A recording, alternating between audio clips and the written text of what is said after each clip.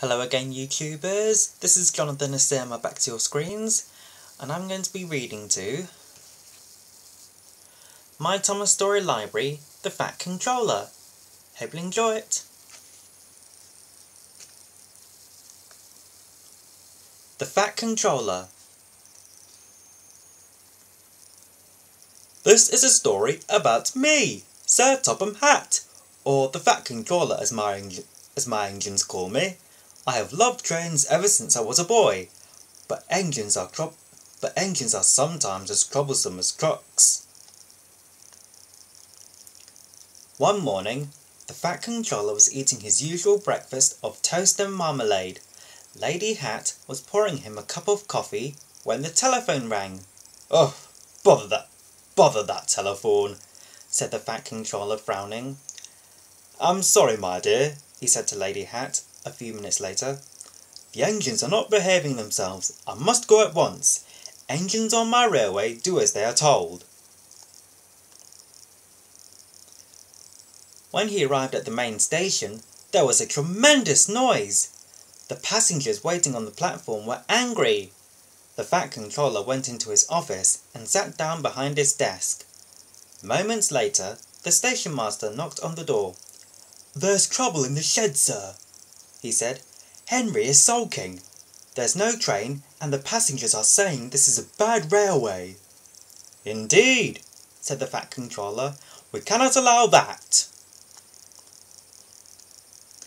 At the sheds, the Fat Controller found Gordon, James and Henry looking very cross. "Come along, Henry. It's time your train was ready," said the Fat Controller firmly. "Henry's not going," said Gordon. "We won't shunt like common tank engines. That is Thomas's job. We are important tender engines. Fetch our coaches and we will pull them. Tender engines don't shunt," huffed Henry. "Oh, indeed," said the Fat Controller. "We'll see about that. Engines on my railway do as they are told." And he hurried away in his car to find Edward. The yard has never been the same since Thomas left to run his branch line," he thought sadly, and he took out a handkerchief to mop his brow. Meanwhile, Edward was shunting. "Leave those trucks, please, Edward," said the Fat Controller. "I want you to push coaches for me in the yard." "Thank you, sir. That will be a nice change," said Edward happily. "That's a good engine. Off you go, then." So Edward found coaches for Gordon, James and Henry, and that day the trains ran as usual. But the next morning, Edward looked unhappy. Gordon came clanking past, hissing rudely. "Bless me!" said the Fat Controller. "What a noise!" "They all hiss me, sir," sighed Edward. "They say tender engines don't shunt, and that I have dirty wheels like the trucks. I haven't, have I, sir?" "You have nice blue ones, Edward," said the Fat Controller kindly. "Tender engines do shunt, but we need another tank engine here." The Fat Controller went to the workshop and inspected all sorts of engines. At last, he saw a little green tank engine with 4 wheels. "That's the one," he thought. The Fat Controller knew a really useful engine when he saw one. "If I choose you, will you work hard?" he said. "Oh, sir, yes, sir," peeps the little green engine.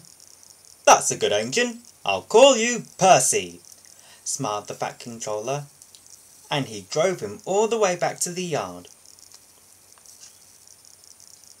"Edward," he called, "here's Percy.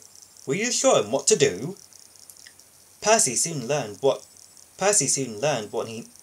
needed doing, and he and Edward had a happy afternoon.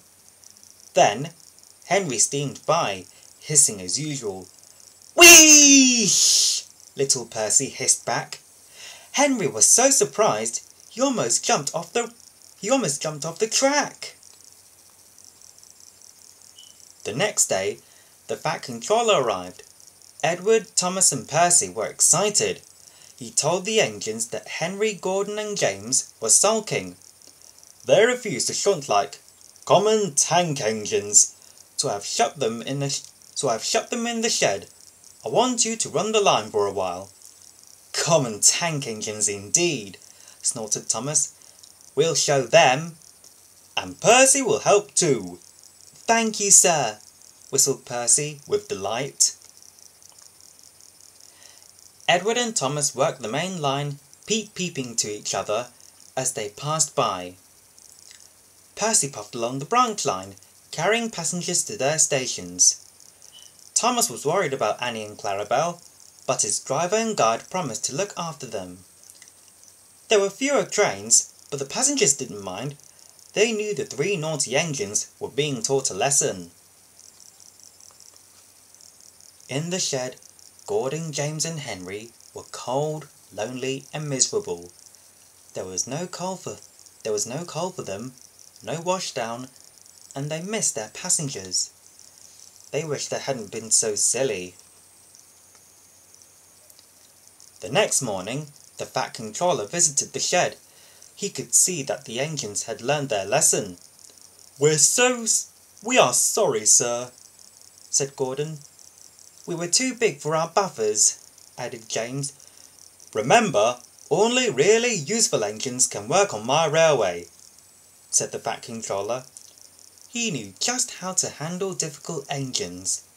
From that moment on, the 3 tender engines were never routed tank engines again.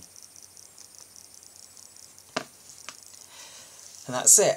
Well, I hope you've enjoyed this video. I'll see you later. Until next time, bye.